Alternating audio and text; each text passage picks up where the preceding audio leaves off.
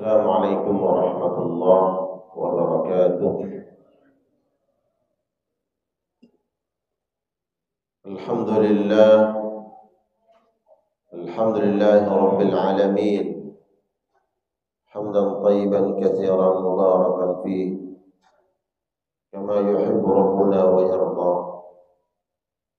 أشهد أن لا إله إلا الله وحده لا شريك له، وأشهد أن محمدا عبده ورسوله. اللهم صل وسلم وبارك وكرم وأنعم على نبينا ورسولنا وإمامنا وقدوتنا سيدنا مولانا محمد وعلى آله وأصحابه ومن سار على نهجه واستنى بسنته إلى يوم الدين. أما بعد، اللهم لا علم لنا إلا ما علمتنا إنك أنت العليم الحكيم. اللهم علمنا ما ينفعنا وانفعنا بما علمتنا وزدنا علما، وأصلح لنا شأننا كله ولا تكلنا إلى أنفسنا طرفة عين. Para jamaah sekalian yang dirahmati, yang dibanggakan oleh Allah Subhanahu wa taala. Puji syukur kita panjatkan kehadirat Allah. Ya Allah yang telah mentakdirkan urusan-urusan kebaikan dalam agama ini. Dimudahkan kita semua dalam melaksanakan berupa ketaatan, amal ibadah, amal saleh. Yang semoga insyaallah semua ini menjadi bekal kita bawa kembali kepada Allah Subhanahu wa taala. Amal saleh yang dibangun di atas niat lillahi ta'ala. Wa ma umiru illa liya'budullaha mukhlishina lahuddin. Dan tidaklah kami perintahkan kepada mereka melainkan untuk beribadah dengan ikhlas. Salawat dan salam terlimpahkan kepada Rasulullah sallallahu alaihi wasallam, beriring untuk keluarga dan seluruh sahabat-sahabat baginda Nabi Muhammad sallallahu alaihi wasallam minal muhajirin wal ansar wal ladzina ittaba'uuhum bi ihsan ila yaumiddin. Kesejahteraan dan keselamatan, kebahagiaan dan penuh nikmat Allah curah limpahkan kepada seluruh sahabat-sahabat Rasulullah sallallahu alaihi wasallam dari kalangan kaum muhajirin dan ansar, dan mereka-mereka yang mengikuti jejak kebaikan mereka. Dan mudah-mudahan insyaallah kita orang-orang yang berupaya berikhtiar meniti jalan kemuliaan, jalan keselamatan yang sudah ditempuh oleh orang-orang mulia sebelum kita, terutama generasi-generasi terbaik dari kalangan salafus salih. Jemaah sekalian Allah muliakan, kita lanjutkan kembali kajian kitab Riyadhus Shalihin dari Imam An-Nawawi rahmatullah alaihi. Pagi hari ini kita akan membahas hadis yang termaktub di dalam babu fadlil samahati fil bai'i wasyira'. Pembahasan tentang menjaga adab-adab yang mulia dalam berjual beli dan menagih hutang. Ini dicantumkan oleh Imam An-Nawawi dalam kitab ini.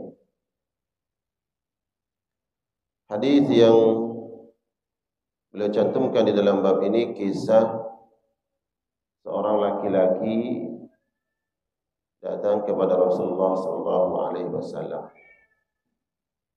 Hadis ini diriwayatkan oleh Imam Al-Bukhari dan Imam Muslim.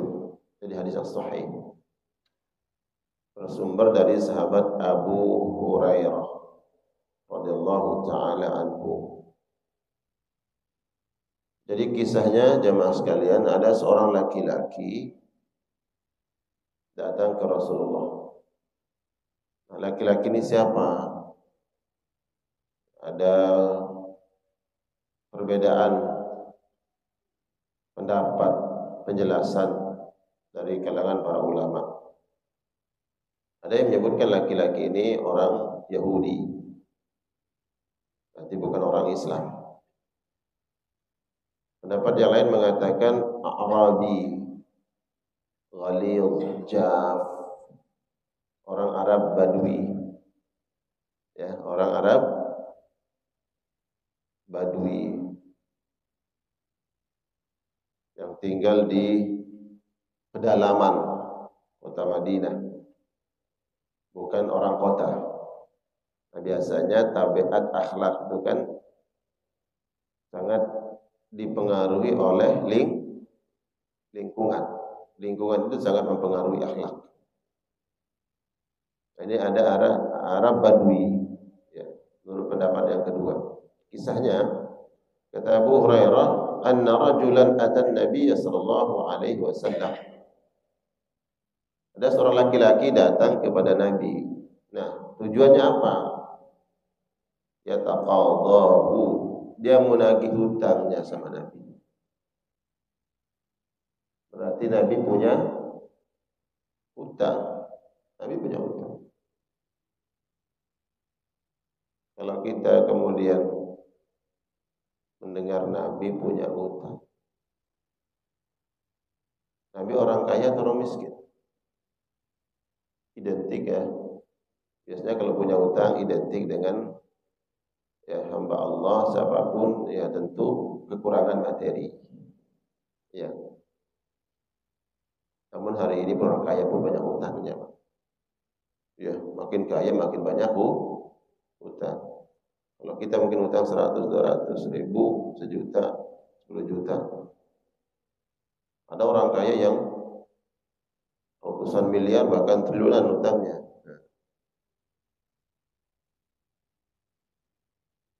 Yataqadahu, dia mau nagih hutang sama Nabi.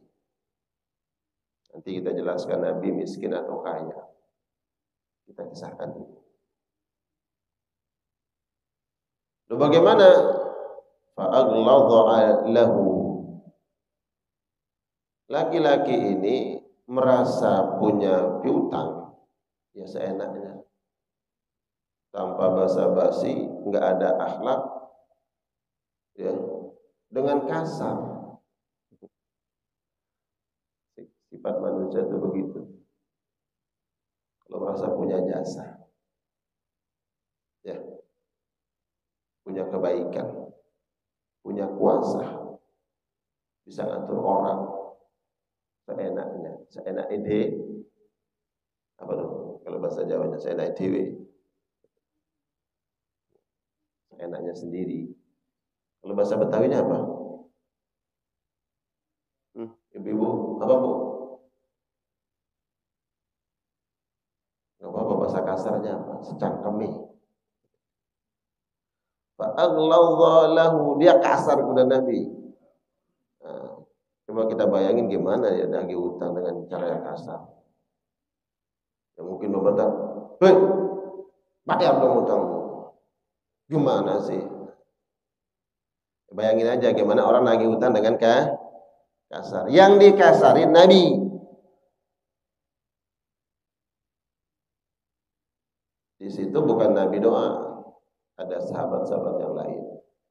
Disebutkan di situ ada sahabat Umar radhiyallahu taala anhu. Dan jangan bayangkan kemudian Nabi punya hutang terus sahabatnya nggak peduli dong dengan Nabi. Sampai Nabinya punya hutang, datang orang lagi hutang. Sahabat-sahabatnya gimana sih? Nggak peduli sama Nabi. Jangan bayangin begitu. Nabi nggak banyak curhat. Kalau kita punya masalah, sekampung tahu, seklaster tahu. Curhat sana, curhat sini, cerita sana, cerita sini. Nabi enggak. Nah itu dulu bayangin. Jangan bayangin sahabatnya nggak peduli dengan Nabi. Para sahabat itu datang ke Nabi bawa sesuatu. Pernah saya kisahkan, ceritakan di sini, di rumah Nabi itu nggak ada makanan yang tersisa, nggak ada harta yang disimpan. Walaupun ada, dibagiin besok. Itu akhlak Nabi. Akhlak Nabi. Fahamma bihi ashabuhu, melihat situasi seperti itu, maka geram sahabat-sahabatnya. Abu Bakar, Umar dikisahkan ada di situ. Muncul reaksi dari Umar. Wah, ini kurang ajar nih orang. Ya kan? Ada yang mengatakan laki-laki ini orang Yahudi. Wah, ini Yahudi kasar nih. Kurang ajar, songong sama Nabi. Ada yang mengatakan ini Arab Badui. Memang akhlaknya begitu. Al-A'rabu asyaddu kufra. Orang Arab Badui itu memang akhlaknya kurang baik. Gitu. Akhlaknya, tabiatnya. Faqala Rasulullah sallallahu alaihi wasallam, melihat situasi reaksi dari sahabat-sahabatnya, maka Nabi mengatakan da'uhu. Jangan. Biarkan dia. Fa inna li sahibil haqqi maqala. Karena orang yang punya hak itu, yang punya piutang, ya terserah dia. Dia punya hak, terserah dia mau ngapain, kata Nabi. Ya.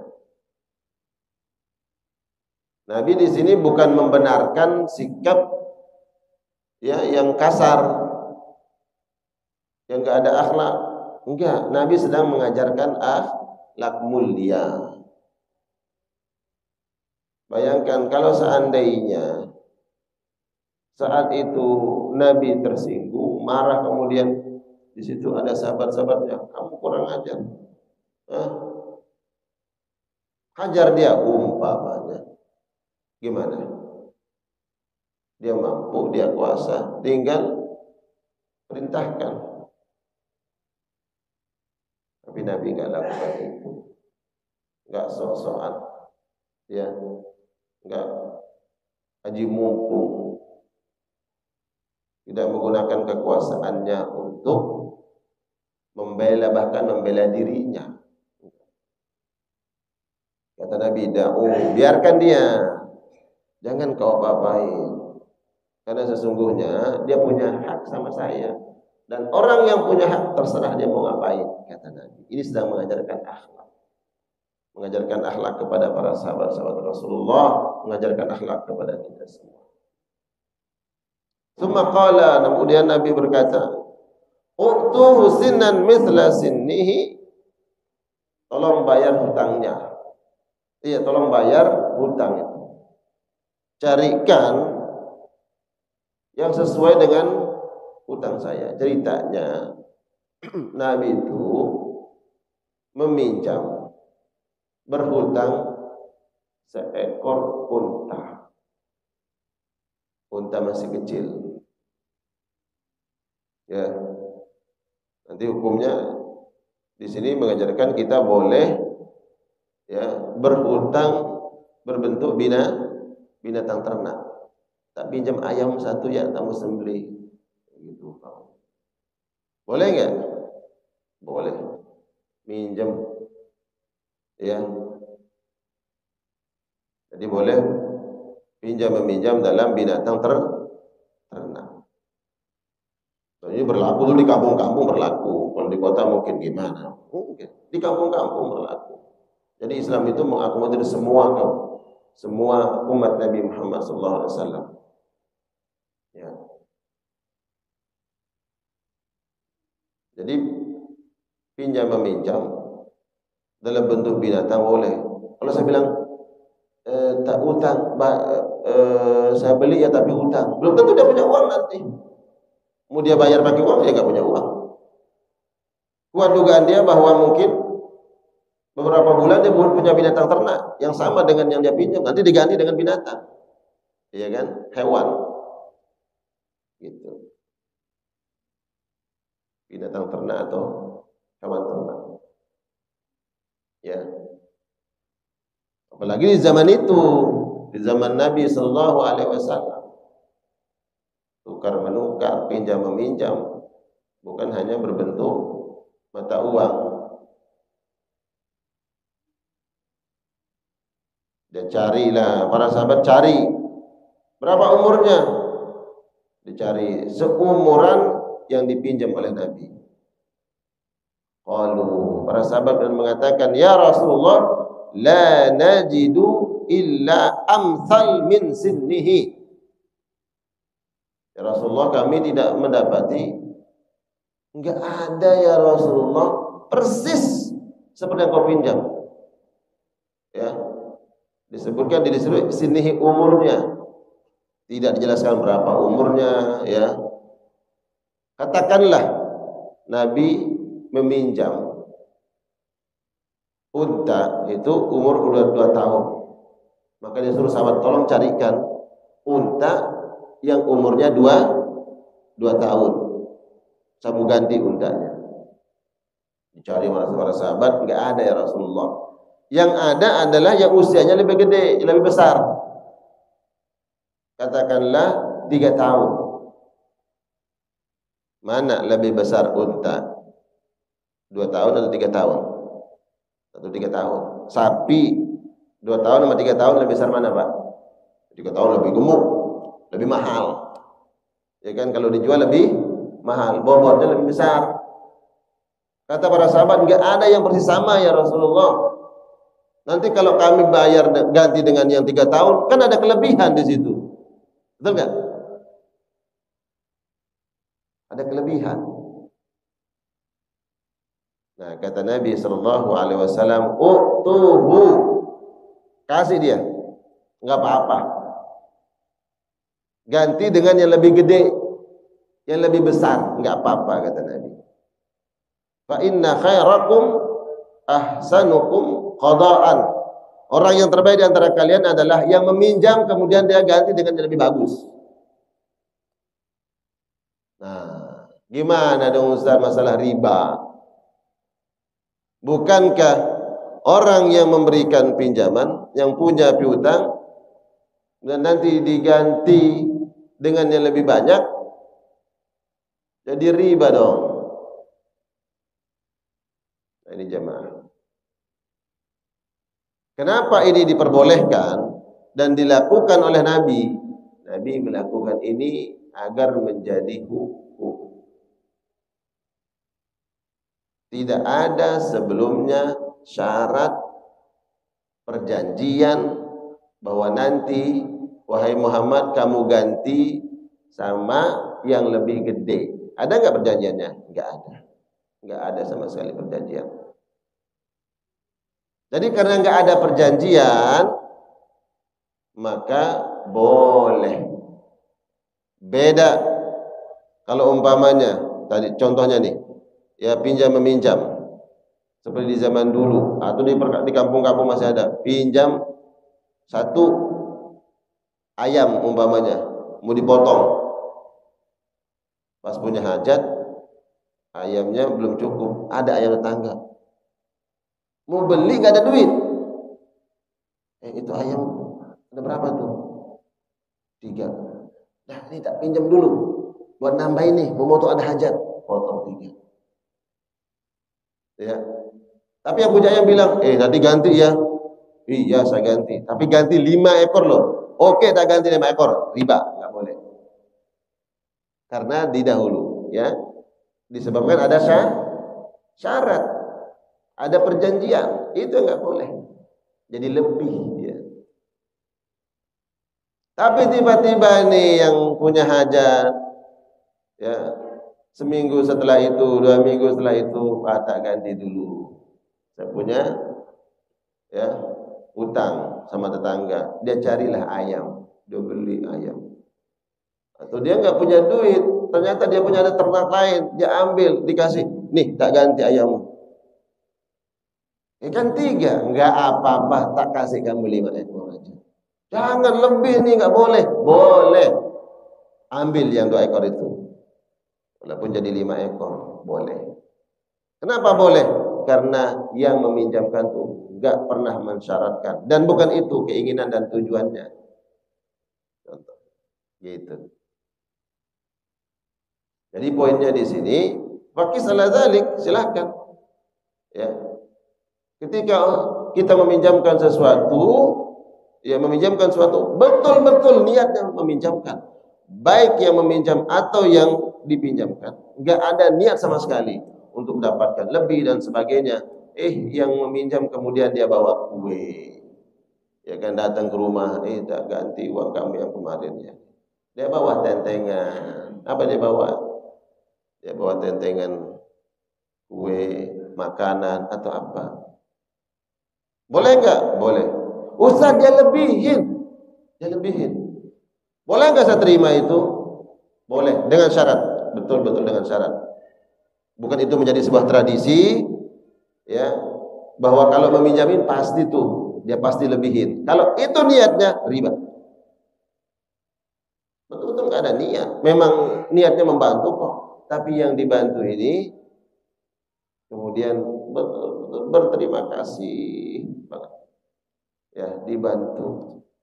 Di saat orang kita udah kesonong nggak ada membantu, kesonong nggak ada membantu, ya datang ya kasih lebih, boleh, tapi ingat dengan syarat tadi.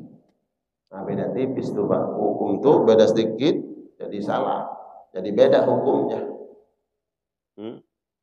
Tapi di zaman ini, di hari ini, kemudian ada orang yang membantu kita, terus tidak mengharapkan imbalan. Nah, kalau ada orang seperti itu, ini orang baik. Apalagi masalah hutang piutang.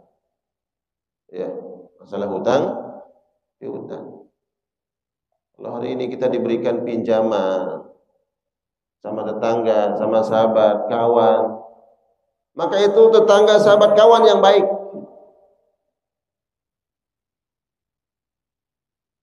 Terkadang yang terjadi justru galakan yang meminjam. Ketika ditagih dia yang begal. Orang nggak tahu diri, udah dikasih pinjaman, tentang waktu dikasih setahun 2 tahun. Yang punya piutang, yang punya hak, yang punya uang datang nagih dengan baik-baik, malah dia yang kasar,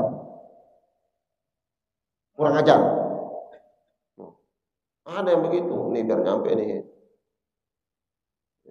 Banyak yang curhat ke saya. Ini orang kurang ajar. Udah dikasih pinjaman, dikasih utang. Di zaman ini susah orang ngasih pinjaman. Malah yang punya hak datang seperti pengemis. Datang ngemis-ngemis. Bukan ngemis, dari haknya. Banyak curhat begitu Pak. Saat gimana nih? Istri saya juga curhat, temannya curhat begitu. Ya. Biar dibuat konten nanti nih. Ya, saya mau share kepada teman yang jamaah-jamaah yang curhat. Dan dia share lagi itu ke grup-grupnya yang ada orang yang begitu. Ya boleh. Makanya Nabi itu ancam tuh. Siapa yang gugur di medan jihad, dia perang membela agama Allah. Lau anna rajulan qutila fi sabilillah, dia mati syahid dan dihidupkan lagi oleh Allah, seandainya dihidupkan kembali, dia perang, dia mati syahid, dihidupkan kembali, dia perang, mati syahid, 3 kali mati syahid. Wa alaihi dain, tapi dia punya hutang, ya, madakhalal jannah, dia enggak akan masuk surga hatta yuqda anhu dainuhu, sehingga ada orang yang menanggung hutangnya. Kalau ada orang berhutang, kemudian dalam hatinya, dalam niatnya dia enggak mau bayar, dia tahu itu enggak usah dibayar juga apa-apa tuh. Dalam Islam ini pencuri, ini perampok. Seumur hidupnya dicap sebagai pencuri, perampok oleh Allah. Kemana dia pergi, kemana dia melangkah, itu ingat tuh, dia pencuri tuh. Walaupun dia bukan mencuri, tapi dianggap dihukumi pencuri oleh Nabi sallallahu alaihi wasallam. Jadi ini akhlak yang diajarkan Nabi sallallahu alaihi wasallam. Nabi tidak kemudian marah. Nabi tidak kemudian nyuruh sahabatnya memukul, menghardik yang Arab Badui ini. Ya, akhlak Nabi sallallahu alaihi wasallam. Jadi ini poin hukum yang dapat kita pahami. Ya, kita ambil hikmahnya. Kalau seandainya ada orang yang menolong kita, membantu kita, maka berikanlah balasan yang terbaik, ya. Tapi dengan syarat tadi tidak ada perjanjian di awal, ya. Kemudian hadis yang kedua dari sahabat Jabir radhiyallahu taala anhu anna Rasulullah sallallahu alaihi wasallam qala, Nabi sallallahu alaihi wasallam bersabda, hadis ini diriwayatkan oleh sahabat Jabir bin Abdullah, rahimallahu rajulan, Allah merahmati seseorang. Siapa orang tersebut? Samhan idza ba'a, sangat baik ketika dia menjual sesuatu. Siapa ini? Pedagang. Pedagang itu akan mendapatkan rahmat Allah. Ya. Kemudian yang kedua kata Nabi, wa idza ishtara, dan apabila dia membeli, konsumen. Ya, pedagang dan pembeli yang bertransaksi, akad jual beli, baik akadnya besar ataupun akad jual belinya kecil, tetap dua-duanya dapat rahmat dari Allah. Wa idza qada, dan orang yang punya piutang ketika nagih. Tiga jenis manusia ini dirahmati oleh Allah kata Nabi. Pedagang ketika dia menjual sesuatu. Kapan? Nanti. Pembeli ketika dia membeli sesuatu. Kapan dirahmati Allah? Nah. Yang ketiga, yang nagih hutangnya. Berarti ini poin yang tadi, nagih hutang ya dengan baik dan akhlak yang, dan merasa bahwa saya punya hak sama dia. Saya punya hutang, dia berhutang sama saya, kemudian kita membusungkan dada, enggak menjaga akhlak, enggak. Jangan rendahkan orang, dia udah merendah di hadapan kita. Datang minjem, ya. Maka kita nagihnya dengan baik-baik. Tapinya kalau ada orang yang kayak tadi tuh, ya, dia nggak mau bayar, ya sedikit gas nggak apa-apa, jadi pelajaran. Pedagang itu dirahmati oleh Allah Subhanahu wa taala. Kapan dirahmati? Pertama, ketika tidak gish. Ya. Pedagang akan dirahmati oleh Allah dan mendapatkan keberkahan pada dagangannya ketika tidak gish, tidak ada penipuan dalam barang dagangannya. Ini baik, dia bilang baik. Ini buruk, dia kasih tahu pembeli. Enggak diumpetin, enggak ditutup-tutupin. Barang sudah dia simpen entah berapa bulan, dia bilang ini barang baru kemarin. Banyak nggak begitu? Banyak pedagang-pedagang yang nggak paham agama, nggak mengerti keberkahan.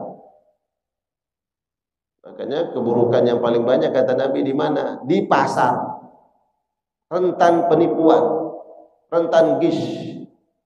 Ya. Tipu menipu, berkata bohong, bersaksi palsu. Demi Allah, ini barang baru. Nah, nyatu nama Allah untuk kedustaan. Banyak begitu. Ya. Nah, orang seperti ini justru kebalikannya, enggak dirahmati oleh Allah.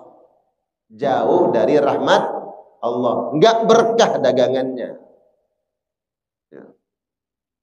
Jadi pedagang yang dirahmati, penjual yang ditatap oleh Allah dengan tatapan rahmat adalah yang jujur. Itu satu. Kapan pedagang, penjual akan dirahmati oleh Allah Subhanahu wa taala? Ketika dia bertransaksi, dia menjual barangnya semata-mata mencari ridha Allah, bukan keuntungan yang paling utama. Bagaimana caranya? Ya, setiap yang datang membeli dia lihat dulu. Nah, itu Islam mengajarkan begitu. Dia lihatin. Ini orang udah nawar ke sana, ibu nggak dapat. Nawar ke sana nggak dapat. Nawar ke sana nggak dapat. Ujung-ujungnya nawar ke tempat dia. Dia lihatin, Bu, ini berapa harganya? 50.000. Dia tawar, boleh nggak 45? Ya kan? Dia mikir nih pedagang, mungkin duitnya cuma itu doang yang ada. Harga saya patok 50.000. Mungkin dia nggak punya uang lebih, cuma 45.000. Dia lihatin, mungkin dia butuh. Dia hitung itu, kalau saya jual 45, berapa persen untung saya? Udah nggak apa-apa deh, udah balik modal, ada untung dikit, ya nggak apa-apa Bu.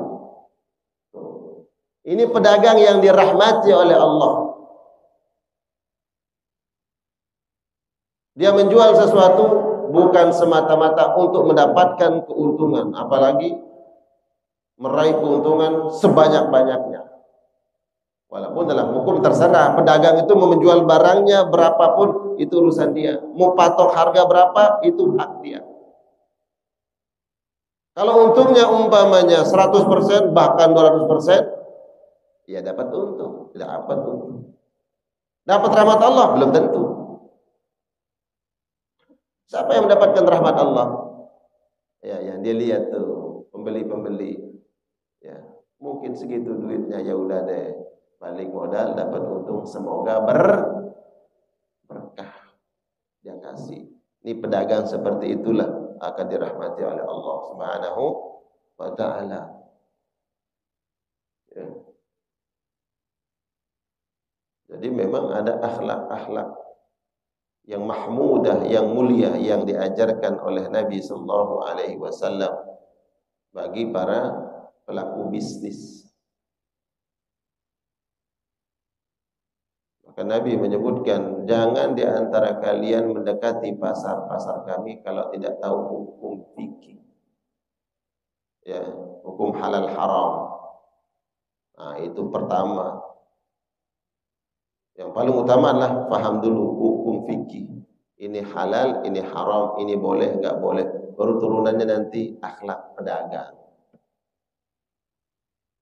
Nabi ajarin. Ya. Kemudian siapa yang kedua? Siapa yang dirahmati oleh Allah Subhanahu wa taala? Alladzi ishtara. Yang membeli. Adil ya. Pedagang ada jalan, ada wasilah dia mendapatkan rahmat Allah. Tidak mematok harga tinggi, harga mahal. Nah, kekeh dengan harga itu, sulit ditawar. Pokoknya dia mau untung sekian persen. Kenapa? Pokoknya tahan di harga itu ya. Dia pasti mau. Dia lagi butuh loh. Nah, dia nggak bisa nyari kemana-mana. Dia cuma dapat barang di sini, patok harga di situ, tahan.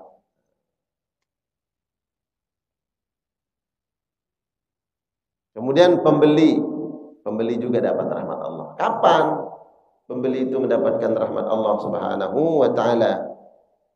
Ya. Disebutkan oleh para ulama menjelaskan makna hadis ini, pembeli yang niatnya sedekah.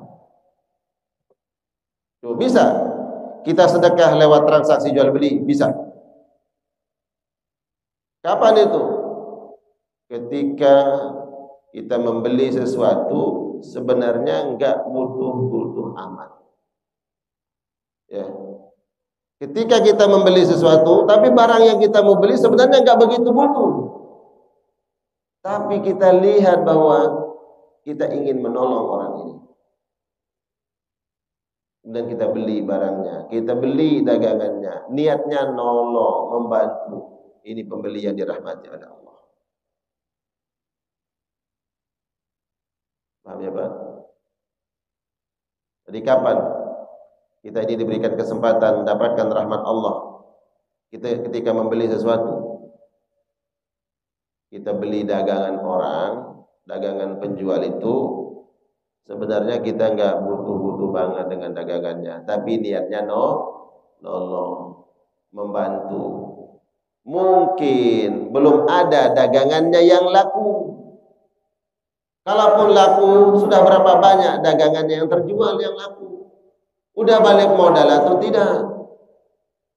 Kemudian kita lihatin, oh kita beli aja barangnya, dagangannya kita beli, niatin bantu. Pembeli seperti ini dirahmati oleh Allah Subhanahu wa taala.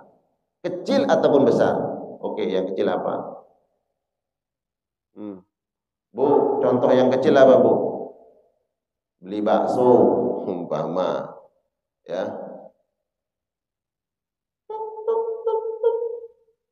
Ini yang realita aja. Ya keliling. Ya kan? Pakai payung hujan lagi. Ya Allah, udah bolak-balik tuh pedagang. Siapa yang beli? Ada yang enggak beli. Kemudian ya udah deh, kita beli dagangan. Padahal enggak butuh-butuh amat. Niatnya sedekah. Pembeli seperti itu dirahmati oleh Allah. La tahtaqiranna minal ma'rufi syai'an. Jangan sepelekan hal-hal kecil. Bayangkan kalau ada pedagang, barangnya, dagangannya belum banyak yang laku. Dia sudah berpikir, ya Allah, mudah-mudahan balik modal. Ya dia pikirkan balik modal. Ada orang baik kemudian beli dagangannya, padahal dia enggak butuh-butuh banget dengan dagangannya itu. Ya, dia enggak butuh banget dengan apa yang dia beli, tapi niatnya membantu, menolong. Maka pembeli seperti ini dirahmati oleh Allah Subhanahu wa taala. Ya dari hal-hal kecil, Pak. Ya, jangan bicara hal-hal besar yang mungkin enggak kita temukan dalam hidup ini. Dari hal-hal kecil yang dalam kehidupan sehari-hari kita bisa lihat, bisa kita jumpai, kita temukan. Belilah itu. Kemudian nyebutlah pedagangnya, alhamdulillah ada yang beli, diborong pula. Modal kita, uang yang kita keluarkan katakanlah 10.000, 20.000, 30.000 sampai 50.000 untuk beli tadi, modal 50.000, ada orang yang mengucapkan alhamdulillah. Pahala alhamdulillah itu bisa memenuhi langit dan bumi. Modal sedikit ada orang mengucapkan kalimat tauhid, kalimat thayyibah, alhamdulillah. Niat sedekahnya dapat. Orang lain baca alhamdulillah dapat pahala, dia dapat transferan pahala.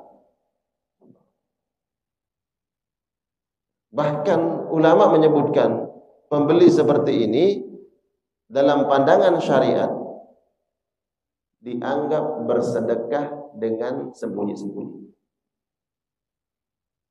Pahala sedekah yang paling mulia, yang paling besar pahala sedekah itu adalah sedekah dengan sembunyi-sembunyi. Apa yang dilakukan oleh tangan kanan, tangan kiri enggak tahu. Apa yang dikeluarkan oleh tangan kanannya dalam sedekah, tangan kirinya enggak tahu. Orang lain enggak tahu. Itu pahala paling baik. Nah, orang pembeli seperti itu dapat pahala sedekah apa? Sembunyi-sembunyi. Nah, saya bacakan, ini ada qaul. Ya. Ada qaul mengatakan wa minal khafiyah ay yashtariya minhu bidirhamin ma yusawi nisfah. Fa fi surah qabduhu bi suratil bay' wa huwa bil haqiqah sadaqah. Dan di antara bentuk sedekah sembunyi-sembunyi adalah ketika seseorang membeli sesuatu dengan 1 dirham, tapi sebenarnya harganya 0,5 dirham. Hafiz surah nampak dalam transaksi itu adalah jual beli, tapi sebenarnya di situ ada nilai pahala sedekah. Maksudnya gini, ada pembeli yang dia tahu harganya. Ini berapa Pak harganya? Harganya 100.000. Tapi dia tahu harganya sebenarnya 50.000. Saya tahu kok harganya 50.000. Tapi si penjual mematok harga berapa? 100. Dia lihat, oh, mudah-mudahan berkah buat dia. Ya, nggak apa-apa. Dia belilah. Karena mungkin dia lihat dia butuh nih orang. Dia tahu harganya 0,5 dirham, 50.000 umpamanya, tapi dia bayar dengan 100.000. Pembeli seperti ini dirahmati oleh Allah Subhanahu wa taala. Itu. Masyaallah. Betul-betul akhlak yang baik. Yang berlapang dada, yang ikhlas, yang redha dalam transaksi. Ya. Tapi karena waktunya, saya tadi sudah diingatkan sampai jam 5.52. Saya cukupkan. Mungkin ada yang perlu diperjelas, yang ingin ditanyakan. Saya berikan kesempatan kepada para jamaah. Silakan.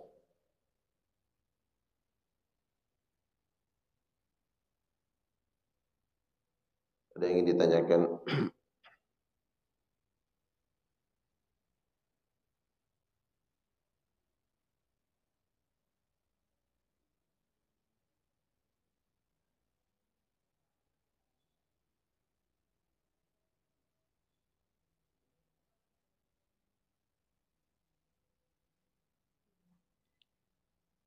Baik, kalau tidak ada pertanyaan, izin kita lanjutkan beberapa menit ke depan untuk menunggu salat sunnah isyraq. Jadi jamaah sekalian Allah muliakan, banyak di hadapan kita kesempatan-kesempatan ya untuk kita beramal soleh, berbuat baik. Ya, ya silakan. Minjamkan.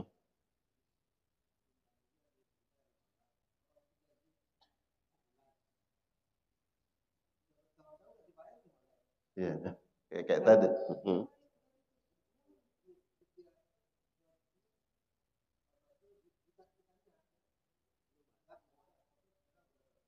Ya. Ya, jamaah sekalian Allah muliakan. Kalau ada kasus seperti ini, ya, kita harus melihat kedua belah pihak dulu. Ya. Pihak pertama adalah yang meminjam. Ingat, ada ancaman dari Nabi Sallallahu Alaihi Wasallam bagi orang yang meminjam.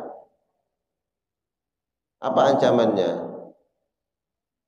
Dia tidak akan masuk surga, kata Nabi, kalau dia sudah mampu membayar hutangnya, menunaikan kewajiban, tapi tidak dia lakukan. Berarti ada ancaman, hati-hati. Orang yang belum mau membayar hutangnya ini, apa sebabnya? Kalau dia belum mampu, betul-betul belum mampu, maka disinilah yang ditekankan oleh Nabi ke pihak kedua yang punya piutang, kreditur, yang punya hak. Kalau lihat dia lagi kesulitan, ya, belum bisa bayar, maka berikan tenggang waktu. Dan di sini dinilai sedekah. Bukankah ada hadis Nabi Sallallahu Alaihi Wasallam, para kreditur, orang yang meminjamkan uang atau apapun kepada orang lain, setiap harinya itu mendapatkan pahala sedekah. Setiap harinya. Tinggal hitung sekarang. Kalau sudah 1 tahun itu berapa hari? Setiap harinya dihitung sedekah. Masya Allah. Ini dijanjikan pahala karena dia sudah berbuat baik. Ini diancam karena kamu punya kewajiban. Jadi dua-duanya diingatkan. Nah kalau yang kemudian berhutang tidak mau bayar padahal sudah mampu, tadi dianggap pencuri dalam Islam. Sudah mencuri itu. Bahkan dalam hadis, kalau seandainya dari uang yang dia pinjam tersebut, dia bangun usaha, dia berbisnis, oh dia untung besar, banyak untung yang dia dapatkan, sama sekali tidak diberkahi oleh Allah. Keberkahan itu bukan bicara banyak dan sedikit, ya, besar dan kecil. Keberkahan itu kemanfaatan. Walaupun banyak besar tapi nggak ada manfaatnya dalam kehidupan dia, justru banyak tapi membuat dia jauh dari Allah, banyak membuat dia lalai dari Allah, banyak menyebabkan dia lupa kewajibannya. Ini bukan berkah. Nah, jadi ada ancamannya orang seperti itu. Kalau dia betul-betul nggak mampu, nah pihak yang ini nih, kalau bisa engkau bantu. Bagaimana cara membantunya? Membebaskan hutangnya. Ya. Dan itu amalan yang terbaik. Walaupun dia hukumnya sunnah. Jadi ada ibadah sunnah yang lebih besar pahalanya dari yang wajib. Ya. Contoh seperti apa? Masalah hutang piutang. Memberikan tenggang waktu ke pihak yang berhutang karena dia belum mampu bayar, wajib.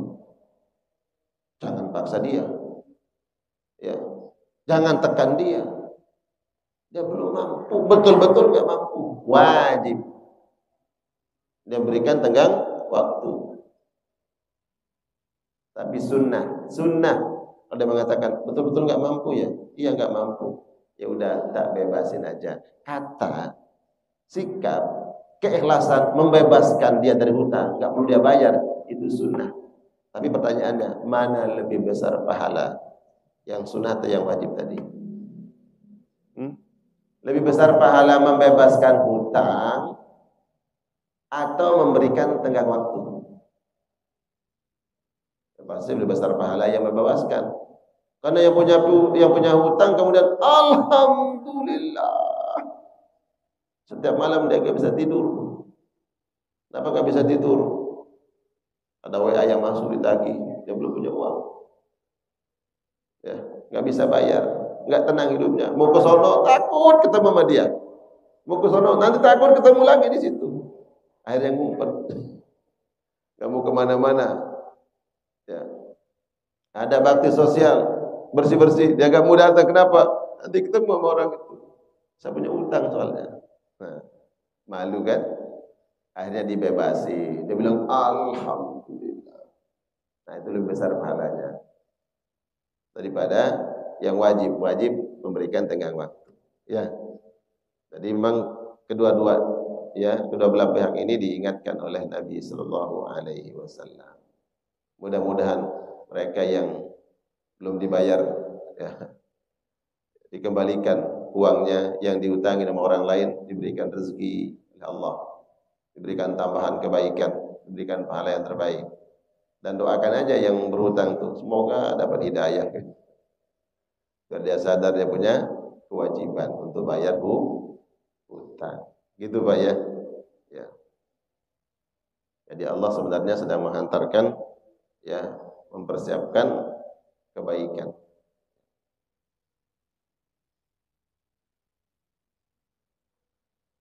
Baik, ada lagi? Baik, bila tidak ada yang ditanyakan,